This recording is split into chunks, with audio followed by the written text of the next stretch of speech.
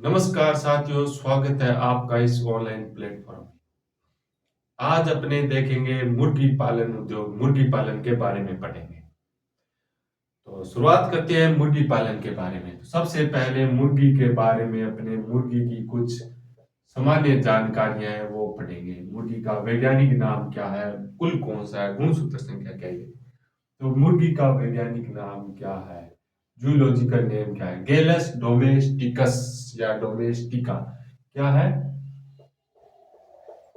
गेलस domesticus या domestica. कुल कौन सा है, तो फेसियोनिडी या फेजिनिडी कुल है। कुल कौन सा है, कुल की बात करें तो फेसियोनिडी कुल है। गुणसूत्र संख्या कितनी है, गुणसूत्र संख्या कितनी है, 2n बराबर 78। इसका उत्पत्ति स्थान कौन सा है। आपको बताया था कि गाय, भैंस, भेड़, बकरी का उत्पत्ति स्थान भारत है, तो मुर्गी का भी उत्पत्ति स्थान भारत है। उत्पत्ति स्थान, उत्पत्ति की बात करें तो वो भारत के जो दक्षिण पूर्वी राज्य है ना, वो इसका उत्पत्ति स्थान है। इसकी मान्यता प्राप्त नस्लें, मान्यता प्राप्त नस्लें की बात करें तो वो हो चुकी है 20। और क्या है, और देखें, मुर्गी पशु है या पक्षी, तो मुर्गी एक पक्षी है। तो राष्ट्रीय पक्षी अनुसंधान संस्थान कहाँ है, वो है इज्जत नगर, यूपी में। राष्ट्रीय पक्षी अनुसंधान संस्थान, राष्ट्रीय पक्षी अनुसंधान संस्थान कहाँ पे है, इज्जत नगर, इज्जत नगर यूपी में है। इज्जत नगर यूपी में। इसकी स्थापना कब हुई, स्थापना की अगर इसकी बात करें तो इसकी स्थापना हुई 1979 में इसकी स्थापना हुई। अब देखते हैं कि भारत में सर्वाधिक मुर्गियां कहाँ पे है, राजस्थान में कहाँ पे है, सर्वाधिक अंडा उत्पादन कहाँ पे होता है। तो भारत में सर्वाधिक मुर्गियां, भारत में सर्वाधिक कहाँ पे है, तो भारत में मुर्गियों की अगर बात करें सर्वाधिक तो है तमिलनाडु में। कहाँ है, तमिलनाडु में। और सर्वाधिक अंडा उत्पादन, सर्वाधिक अंडा उत्पादन कहाँ होता है, अंडा उत्पादन, सर्वाधिक अंडा उत्पादन की बात करें तो होता है आंध्र प्रदेश, एपी, आंध्र प्रदेश में। कहाँ होता है, आंध्र प्रदेश, आंध्र प्रदेश में। ये था। तो राजस्थान में सर्वाधिक मुर्गियां और सर्वाधिक अंडा उत्पादन कहाँ होता है, राजस्थान में होता है सर्वाधिक मुर्गियां और अंडा उत्पादन अजमेर में होता है। तो राजस्थान में सर्वाधिक मुर्गियां और अंडा उत्पादन, अंडा उत्पादन की बात करें तो वो है अजमेर, अजमेर, अजमेर। इसी कारण अजमेर को अंडों की टोकरी भी कहते हैं। क्या कहते हैं, अंडों की टोकरी। आप ज्योग्राफी पढ़ोगे ना, विभिन्न डिस्ट्रिक्ट के उपनाम बताए जाएंगे, उसमें आपको बताया जाएगा अंडों की टोकरी अजमेर, ये कहते हैं। ये था मुर्गी के बारे में कुछ कुछ सामान्य जानकारियां जो अपने देखने थी। आज थोड़ी तबीयत खराब है, लेकिन आपने जो विश्वास जताया था उस विश्वास को तोड़ने नहीं दूंगा, टूटने नहीं दूंगा। इसलिए आज क्लास लेनी जरूरी हो गई। आपका जो वादा है, कभी भी आपका विश्वास नहीं टूटेगा।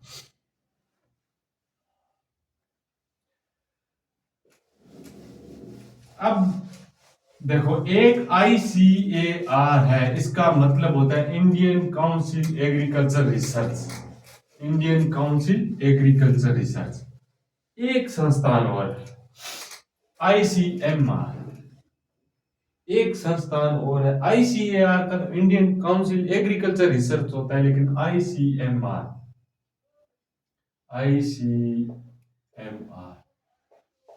ये संस्थान है। Indian council medical research, Indian council medical research, इसने माना है कि एक वयस्क व्यक्ति को है ना प्रतिदिन 60 ग्राम प्रोटीन की आवश्यकता होती है, और उस 60 ग्राम में से है ना 20 ग्राम जो प्रोटीन होता है ना, मतलब कि एक तिहाई भाग, 60 ग्राम का एक तिहाई भाग 20 ग्राम यानी कि पशु जनित प्रोटीन होना चाहिए। और मुर्गी का सबसे बड़ा उत्पाद अगर देखें तो अंडा ही है। तो अंडा है ना, अंडे में 11.5% प्रोटीन पाया जाता है एक अंडे में। तो ICMR के अनुसार एक वयस्क व्यक्ति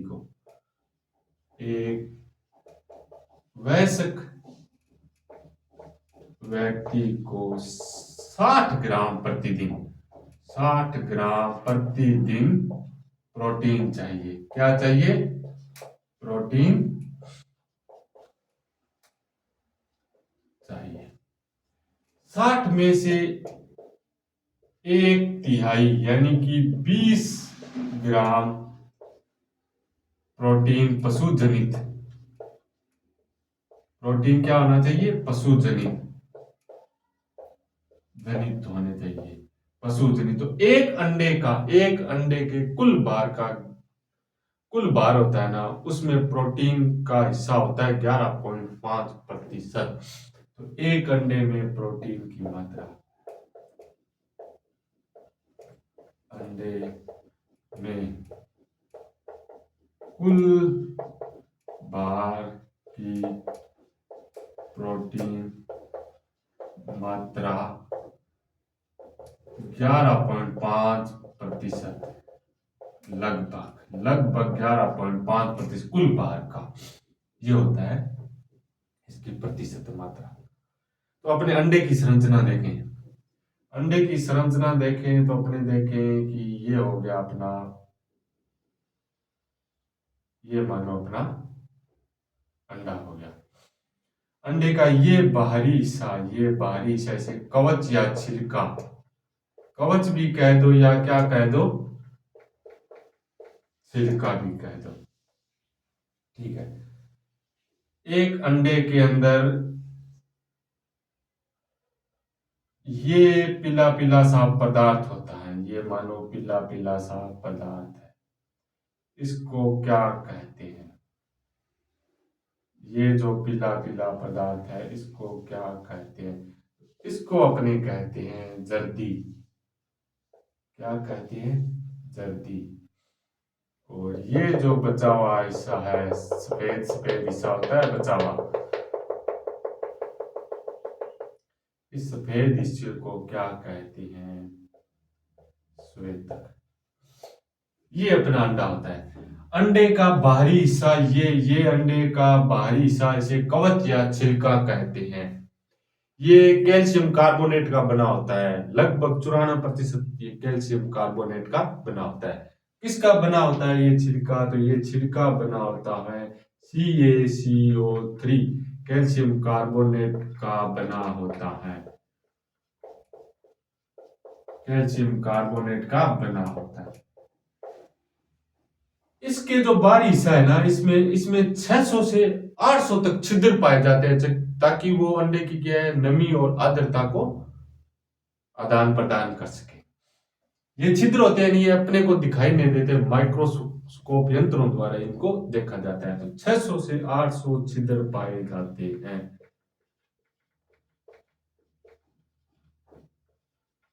छिद्र, छोटे छोटे छेद होते हैं। ये जर्दी होती है पीले रंग की, ठीक है। तो जर्दी का पीला रंग किस कारण होता है? तो वो होता है ज़ैंथोफिल वर्ण के कारण जर्दी का रंग पीला होता है। किसके कारण होता है जर्दी का रंग पीला? रंग पीला ज़ैंथोफिल वर्ण के कारण होता है। इसका रंग कैसा होता है? पीला। पीला कारण, पीले रंग का कारण है ज़ैंथोफिल, ज़ैंथोफिल वर्ण। पीले रंग का कारण है ज़ैंथो।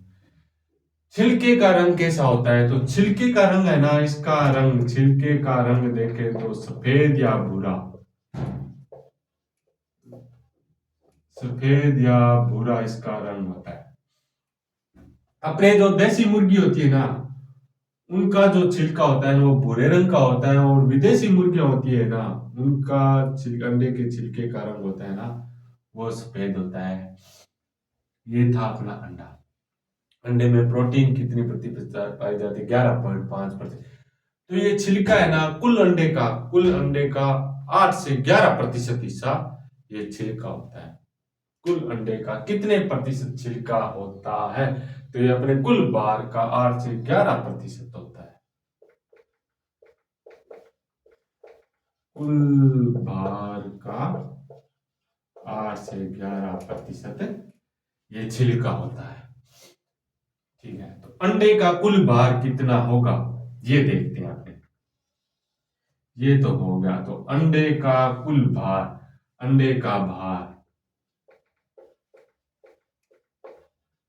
अंडे के भार की बात करें ना तो वो 58 से 60 ग्राम का एक अंडा होता है। लगभग 60 ग्राम का एक अंडा होता है। तो उसका 8 से 11% मतलब लगभग 8% अपने माने कि इसका कवच आ गया जो कैल्शियम कार्बोनेट का बना होता है।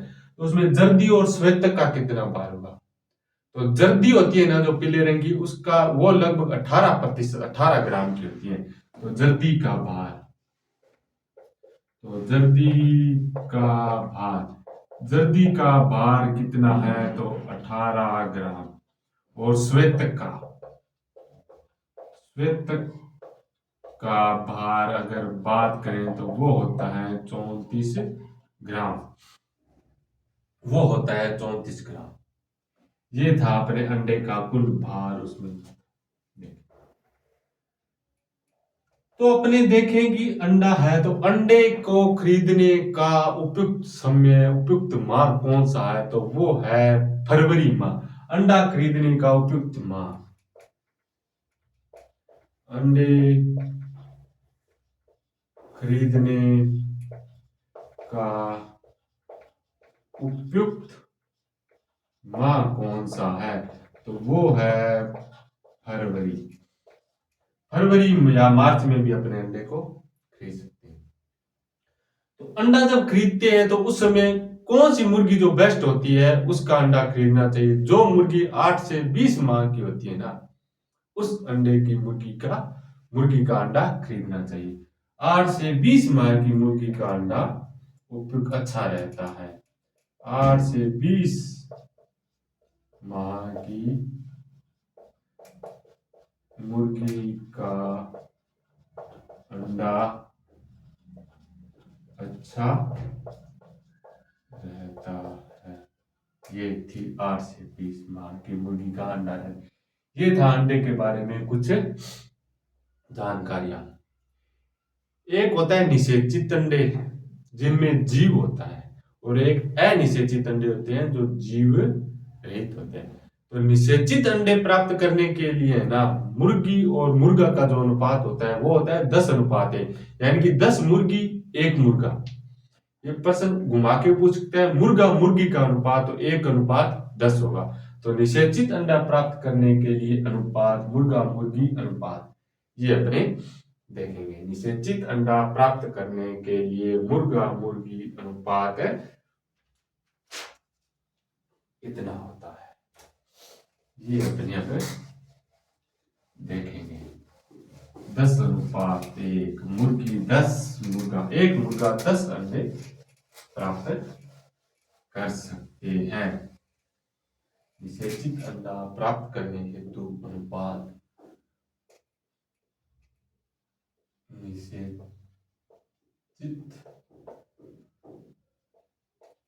अंडा प्राप्त करने हेतु अनुपात की बात करें तो मुर्गा अनुपात मुर्गी 1:10 होता है, 1:10 होता है। तो फिर अंडा जो संग्रहण होता है वो क्या होता है?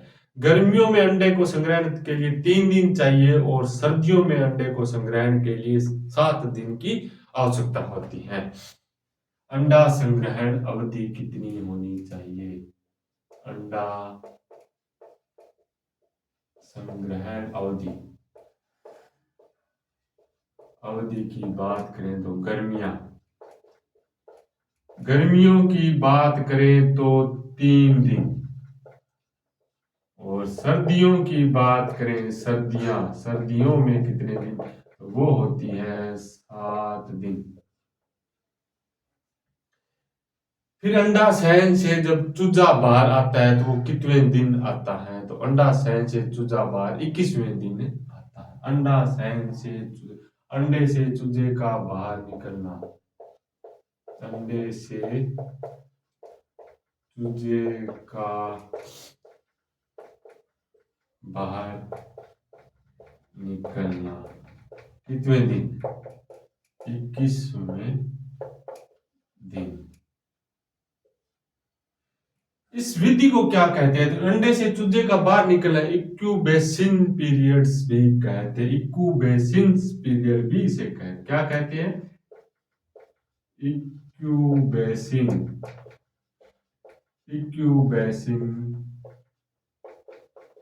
पीरियड्स भी इसको इंक्यूबेशन पीरियड्स भी इसको कहते हैं। ठीक है। अंडे की गुणवत्ता का पता लगाना हो तो अपने कौन से यंत्र या कौन सा परीक्षण करते हैं? वो होता है कैडलिंग परीक्षण। अंडे की गुणवत्ता के लिए परीक्षण, अंडे की गुणवत्ता का पता करने के लिए परीक्षण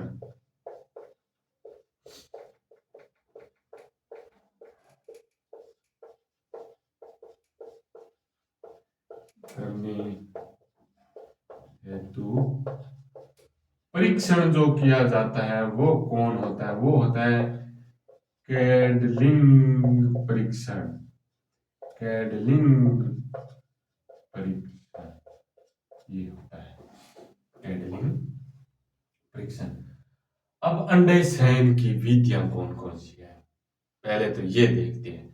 तो अंडे शयन की 2 विधि, एक प्राकृतिक विधि, एक कृत्रिम विधि है। प्राकृतिक विधि की बात करें तो इसमें लगभग 100 अंडे होने चाहिए। 100 अंडे से ज्यादा अंडे का, कम से कम 100 अंडों का इसका शयन कर सकती है। इसके लिए कुड़क मुर्गी का प्रयोग में लिया जाता है और कुड़क मुर्गी को प्रयोग में इसमें लिया जाता है। कृत्रिम विधि की बात करें तो इसमें 100 से अधिक अंडों का शयन कर सकते हैं। आजकल तो बहुत यंत्र आने लगे, 3-3 हजार अंडों का भी अपने शयन कर सकते हैं। अब अपने देखेंगे अंडा शयन की विधियां। अंडा शयन की विधियां अब अपने देखेंगे। अंडा शयन की विधियां। अंडा शयन की विधियां कितनी विधियां? 2 है। एक तो है प्राकृतिक विधि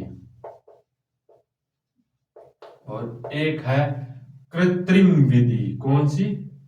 दूसरी होगी कृत्रिम विधि।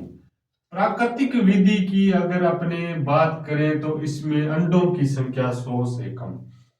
अंडों की संख्या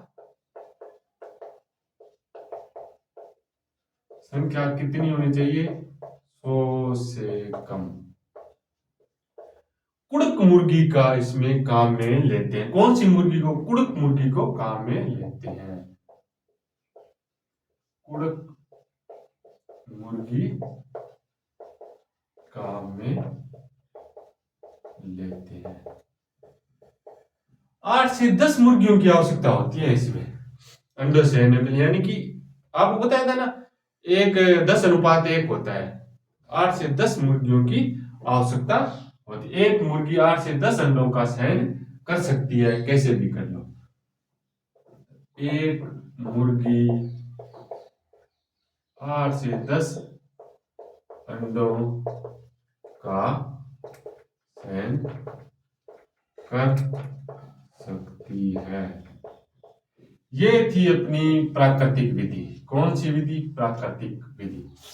अब बात करें अपने कृत्रिम विधि। तो कृत्रिम विधि में अंडों की संख्या 100 से अधिक। कृत्रिम विधि की बात करें तो अंडों की संख्या कितनी होगी? 100 से अधिक। इसमें अपने इक्यूबेटर मशीन का प्रयोग करते हैं। कौन सी मशीन का?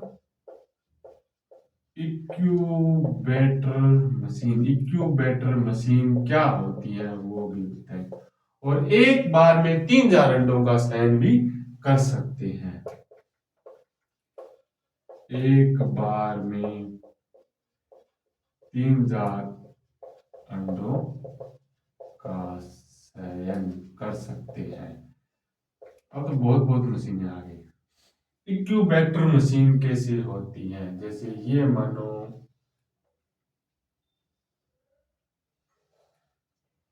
ये होती है नर्सर ट्रे। कौन सी? नर्सर ट्रे। इसके बाद में ये होती है जनरल ट्रे। ठीक है। इस मशीन का तापमान कितना होना चाहिए? तापमान की बात करें तो प्रथम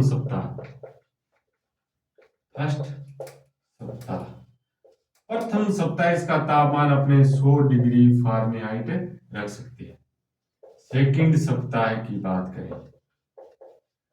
तो थोड़ा कम कर सकते हैं, 97 डिग्री फारेनहाइट।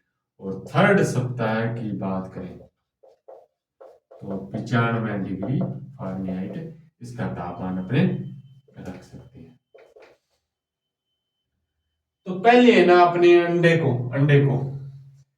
इस जनरल ट्रे में रखते हैं। जनरल ट्रे में अपने अंडे को रखते हैं। अंडों को ऐसे रखते हैं। ठीक है। तो ये जो अंडों के बीच की दूरी है ना, ये जनरल ट्रे में अंडों की बीच की दूरी 1.25 इंच रखी जाती है। जनरल ट्रे में अंडों की बीच की दूरी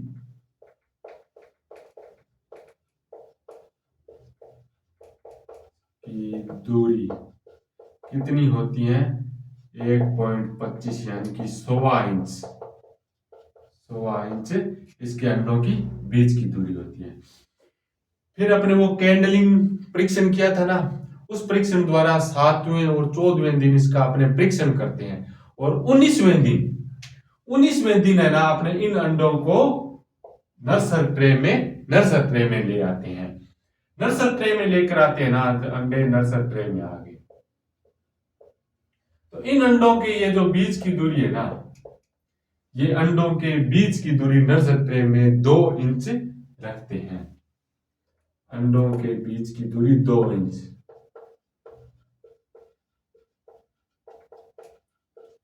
की दूरी कितने रखते हैं? 2 इंच।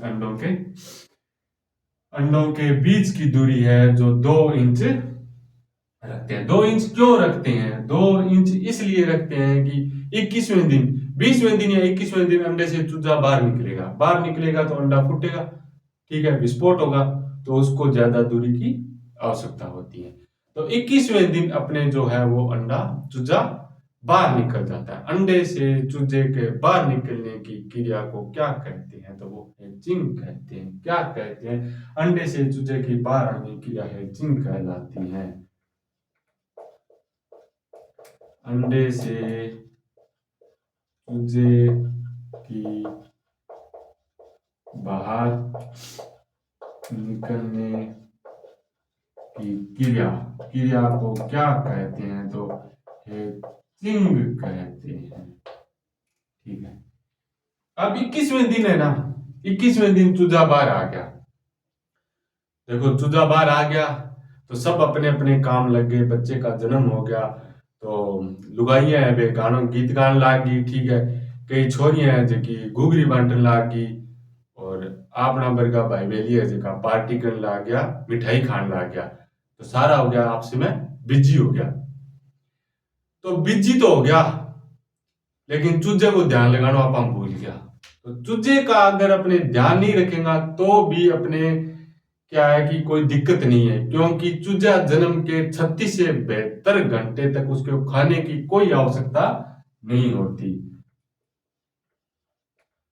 चूजे के जन्म के 36 से 72 घंटे घंटे तक उसे खाने की आवश्यकता नहीं होती।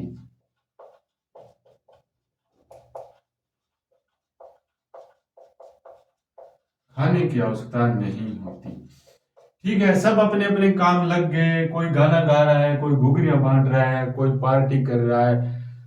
फिर बाद में होश आया, एक दो दिन बाद में होश आया, अरे चूजे का भी जन्म हुआ, कोई दिक्कत नहीं है, 36 से 72 घंटे तक इसको खाने की आवश्यकता नहीं है। फिर अपने इसको खाना देना स्टार्ट कर दिया। अब हो गया चूजे का तो जन्म, अब चूजे को पालना पड़ेगा। तो चूजा पालने की विधि आप अपने देखेंगे। अब क्या देखेंगे, अपने चूजा पालने की विधियां देखेंगे। अपने देखें चूजा पालने की विधियां, उससे पहले अपने देखे ना, तो सभी का मांस है ना वो लाल होता है, लेकिन मुर्गी का जो मांस होता है ना वो सफेद होता है। इसका कारण क्या है? मुर्गी का मांस सफेद या व्हाइट होता है, क्या होता है? मुर्गी का मांस सफेद होता है, सफेद होता है, ठीक है, सफेद या व्हाइट होता है। इंग्लिश में बोल दो, व्हाइट होता है। इसके मांस के व्हाइट होने का कारण क्या है, सफेद होने का कारण? किस कारण सफेद होता है? माइग्लोबिन होता है, माइग्लोबिन के कारण। किसके कारण? माइग्लोबिन के कारण ये सफेद होता है। तो इसके मांस को क्या कहते हैं? तो इसके मांस को चिकन कहते हैं, मांस को चिकन कहते हैं,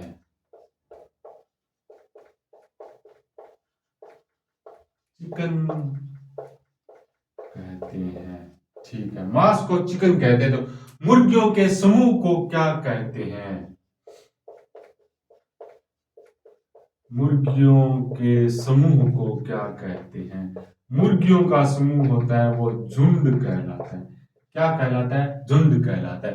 तो मुर्गी का मांस है जो सफेद या व्हाइट होता है, सफेद या व्हाइट होने का कारण माइकोग्लोबिन होता है। मांस को चिकन कहते हैं और मुर्गियों के समूह को झुंड कहते हैं। अब अपने देखेंगे चूजा पालेंगे। अंडे से 21वें दिन चूजा बाहर निकल गया, अब चूजे को पालना भी पड़ेगा। बाहर आ गया तो उसको पालना भी पड़ेगा। तो चूजा पालने की विधियां अब क्या देखेंगे? चूजे पालने की विधियां,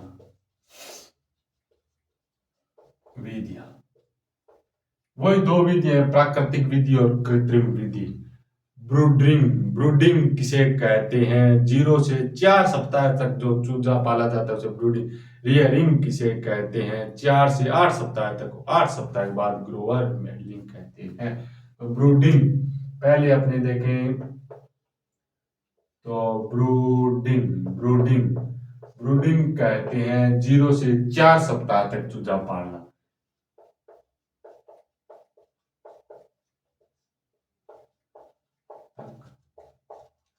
चूजा पालना, ठीक है।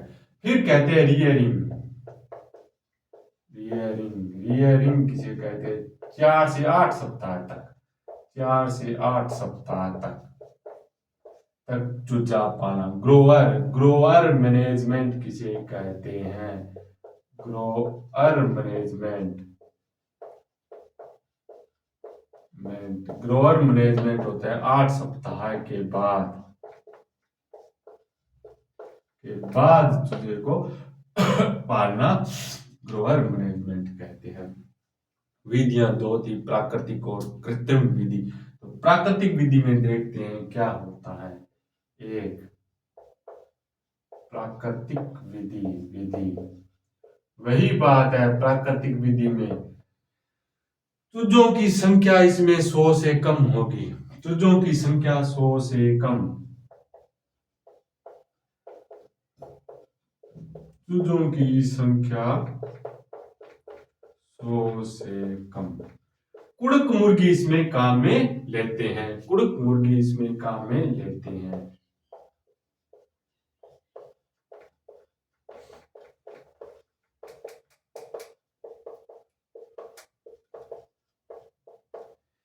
एक मुर्गी है ना जो 10 से 15 अंडों का शयन कर सकती है। एक मुर्गी कितने अंडों का शयन कर सकती है? तो एक मुर्गी 15 से 20 अंडों का शयन कर सकती है। ठीक है, इसके आवास को क्या कहते हैं? आवास स्थान मतलब किसका है, वो आकार कितना होना चाहिए, तो इसके आवास को दड़बा कहते हैं। आवास, आवास चूजों का आवास दड़बा कहलाता है। दड़बा यानी कि ब्रूडिंग होता है वो दड़बा ही होता है। ठीक है, आवास के लिए 2.5 वर्ग फीट की आवश्यकता होती है। आकार कितना होना चाहिए? 2.5 वर्ग फीट इसकी आकार होना चाहिए। कितना आकार होना चाहिए? 2.5 वर्ग फीट। ये था प्राकृतिक। कृत्रिम विधि, कौन सी विधि दूसरी अपने देखें तो वो है कृत्रिम विधि। वही बात है, कृत्रिम विधि। इसमें अंडों की चूजों की संख्या 100 से कम थी, इसमें चूजों की संख्या 100 से अधिक होगी। इसमें चूजों के आवास को दड़बा कहते थे, इसमें चूजों के आवास को ब्रूडर कहेंगे। और क्या है ब्रूडर का तापमान भी देखें। अंडों की संख्या